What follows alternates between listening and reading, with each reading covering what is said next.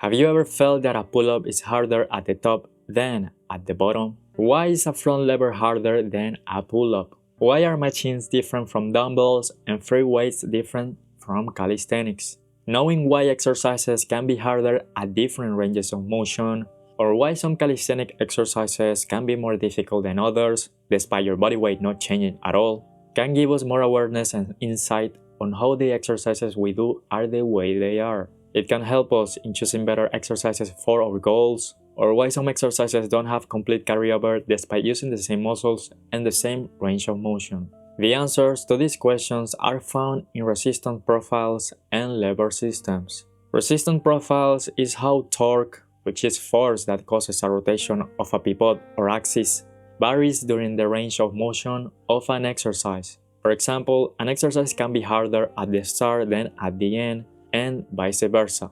Basically, in intuitive terms, resistance profiles are how heavy you feel an exercise is during the different parts of the range of motion. The harder you feel an exercise is during a particular range of motion, the more rotational force you need to overcome. And the force or load that you need to overcome is not only dependent on the weight or load itself, but also of the levers. I find that some videos that talk about resistance profiles never mention something really important for understanding them, and it is a classic lever system, or even the origin of the use of the term lever. You probably have heard about people using the term lever or leverage to describe power. For example, you need leverage to influence this person, or leverage to get this job. I myself never understood what levers were, and it is because most people don't really have an understanding of what levers are. In this way, the word lever or leverage are just thrown around, but the reason why people use these words like this is because of lever systems. One definition of levers is a human-made structure composed of a pivot or fulcrum and a rigid structure that rotates around that point of support. However, levers are not only a human-made structure, but they can be found everywhere and in our bodies. A seesaw is the most easy to understand lever. There is a rigid structure and a fulcrum. The board will be the rigid structure, and the point of support will be the pivot or fulcrum. These two components form a lever. A seesaw has two sides. If the pivot point is in the middle and the rigid structure is equally heavy, then the weight and length of the two sides will counteract each other and the seesaw should remain horizontal, assuming that there are no external factors like wind. However, if two kids that weigh differently start using the seesaw, the heaviest kid will remain on the bottom while the light kid will be elevated. Assuming that the heavy kid is an obstacle that we need to face, you can either increase the weight of the light kid or you can decrease the length of the side of the seesaw of the heavy kid. In every lever, there is an effort arm and a load arm. The effort arm is the distance from the pivot and where the effort is applied. The load arm is the distance from the pivot and the origin of the load. In this case, since the heavier kid weighs more, the lighter kid is at a greater disadvantage simply because of weight. Because the heavy kid is what we need to overcome, we can categorize him as the load arm, and the light kid will be the effort arm. In order to overcome the heavy kid without adding more weight or effort to the light kid, what we can do is give the light kid a lever advantage by simply decreasing the distance of the load arm, basically reducing the length of the side of the heavy kid. This will cause the light kid to be in the bottom while the heavy kid will be on the top. When we understand levers, we understand that horizontal length or distance from the pivot can determine how much effort needed or how heavy or difficult it feels. If you have ever tried to hold a shovel only through the extremity of the handle, you can easily test this out. This only makes sense when you realize that gravity pulls us down, therefore the greater the horizontal distance from the pivot without support underneath, the greater effort it needs to stay in the same position. There are different types of levers. However, what you need to take from this is that the greater the horizontal distance between the load arm and the pivot, the harder it will be to lift or overcome. Now that we know what a fulcrum, load arm, and effort arm are, everything will make a little more sense. We can also see levers in our body, the biceps being a simple way to learn. In the case of the biceps, the rotation point or fulcrum will be the elbow joint. The effort arm will be the distance from the elbow and the bicep insertion, because it is the biceps that create the effort, and the load arm will be the distance between your elbow and your hand or dumbbell. On a rested arm position, the elbow is at a completely vertical position. In this position, there is no load or lever disadvantage to overcome. The horizontal distance between the load arm and the pivot is virtually zero. Therefore, there is no lever disadvantage. However, as you curl your biceps, you will notice that the distance between your elbow and hand changes as you bend your elbow. This distance is at the maximum in the middle of the movement, basically once your forearm reaches a completely horizontal position. Therefore, once the elbow joint reaches 90 degrees, the biceps needs to do more work, assuming that your shoulder is not flexed. When you try to understand the body from a lever perspective, a lot of things start making sense. Your bones in this case are rigid structures. Without joints, we wouldn't be able to move. Since joints are rotation points in our bodies, they are the equivalent of a fulcrum or pivot from a lever system.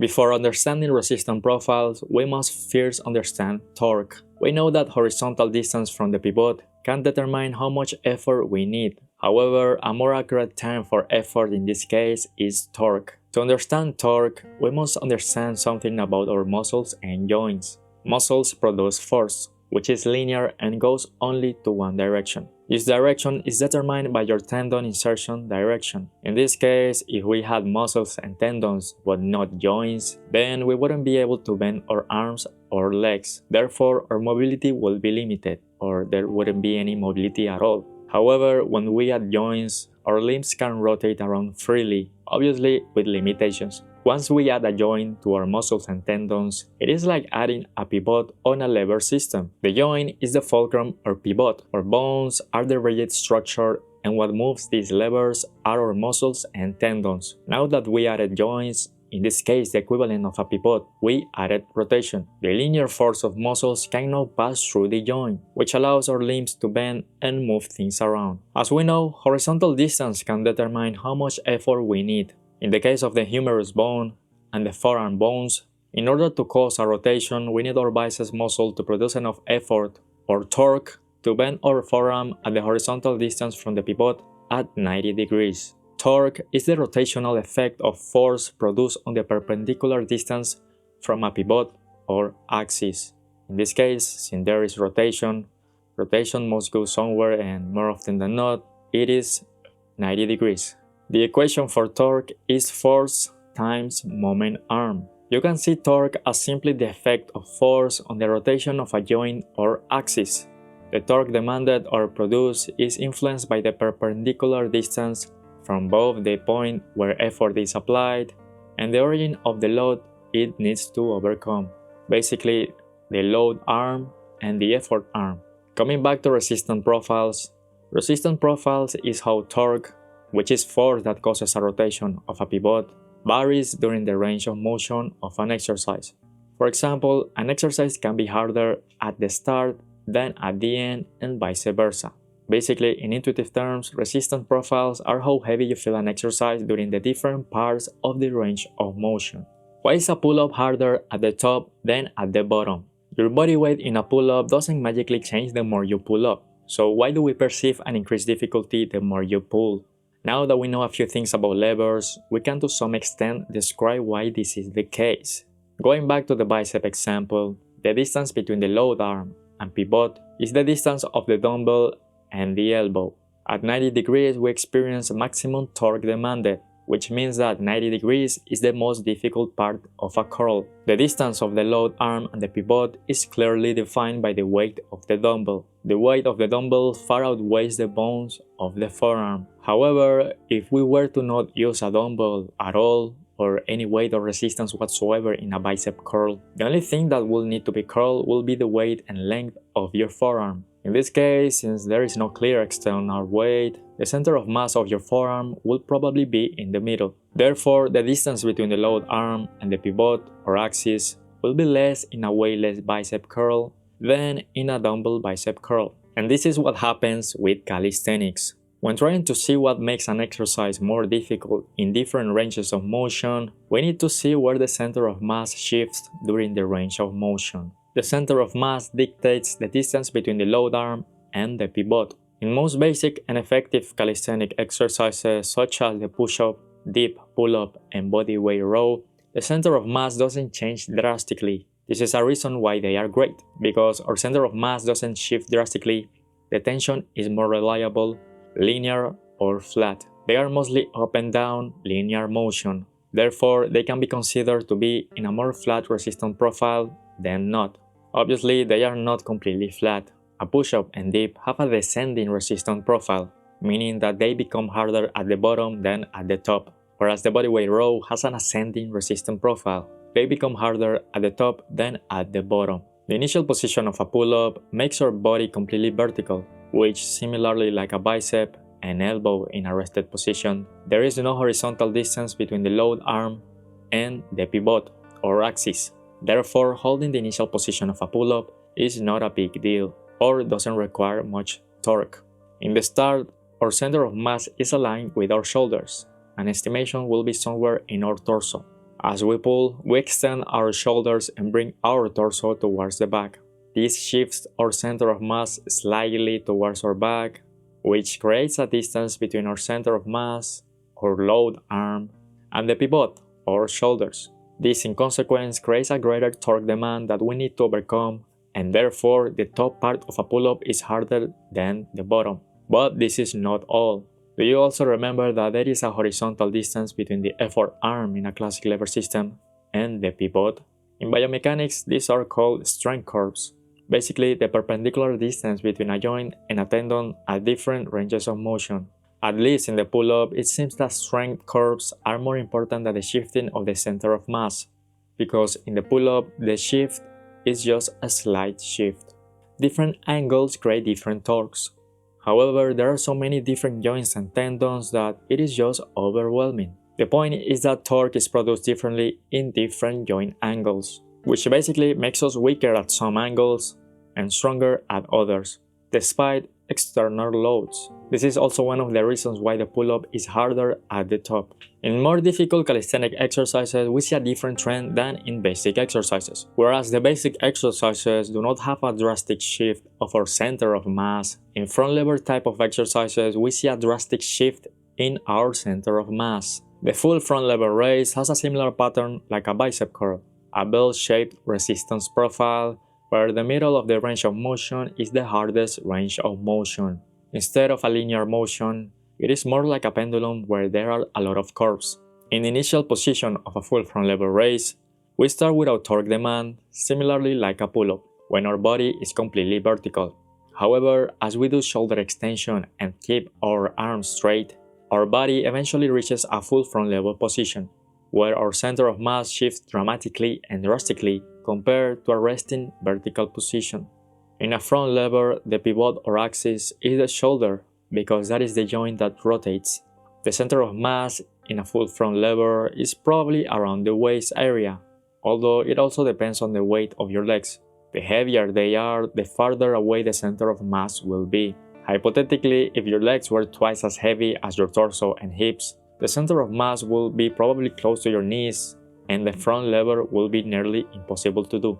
Compared to the vertical starting position, when you are at the front lever position, the distance between your load arm, which will be your center of mass, and your pivot, which will be your shoulder joint, is huge. Compared to the initial, middle, and ending position, the center of mass of a front lever, along with the torque demand, is very similar to a bicep curl, but obviously the bicep curl being way easier, where the initial position has a little horizontal distance of the pivot and the center of mass, the middle has maximum horizontal distance, and the end has little horizontal distance between the pivot and the center of mass. In this context, doing a full front lever raise is easier than doing a full front lever hold, because the full front lever raise, despite having a great range of motion, has an easy start and end. When you start and use the momentum of the start to push yourself through the middle range of motion, passing through the middle is not as hard as staying in the middle or basically in the front lever position. In an exercise like the push-up, our center of mass is also around our waist. The difference between a push-up and a lever exercise, despite the center of mass being in a similar position, is that the push-up has 2 points of support, whereas the front lever only has one. Therefore, in a push-up, the weight is distributed on your hands and feet, whereas the front lever only has one point of support. Learning about resistance profiles, levers, and torque can really give a whole different perspective. For example, going back to the pull-up, when we see elite endurance calisthenic athletes, their form is perfected for performance and resistance profiles. When we see Sergio Di Pasquale doing 100 pull-ups unbroken, his technique without this knowledge might not be very different from a standard pull-up, but there is a huge difference. In the standard pull-up, the tempo of the exercise itself does not change as you go through the range of motion. However, if your intention is to do as many reps as possible, trying to reduce the amount of time you are in the hardest position of the exercise can drastically save up energy if you are doing dozens of reps. As you notice, the great majority of the time, Sergio stays in the middle of the range of motion, which is not the hardest part of the pull-up, the hardest part being the top. Also, when his chin is about to reach the bar, he quickly stops holding the bar for a really quick moment. He's sort of doing explosive pull-ups only in the top part. This allows him to lower himself quickly while not having to strictly control or experience the tension of the top negative of the pull-up. This technique increases how fast he can do pull-ups, which is really important because the faster you are, the less time under tension your muscles are, therefore the less they tire themselves in the long run. Not only that, but it decreases the time he is in the top position of the pull-up. In a way, he's sort of skipping the negative top part of the pull-up. If you were to do this technique, you probably will not even reach 30 pull-ups. However, when it comes to more than 50 reps, I am pretty sure that these effects will compound and ultimately having a good benefit on performance. In a similar way, when looking at the front lever or any exercise where the torque demand is so high because of a high horizontal distance between the center of mass and the pivot, doing exercises like the full front lever raise, a partial front lever raise, and the front lever press allows you to put your body in a front lever position and do front lever work without always being in the maximal horizontal distance from the pivot. Basically, the front lever hold is hard as fuck, therefore, doing only front lever holds will highly limit the amount of time under tension or reps that you could do, especially assuming that most people cannot hold a full front lever. When you know about resistance profiles, half repping doesn't sound so bad.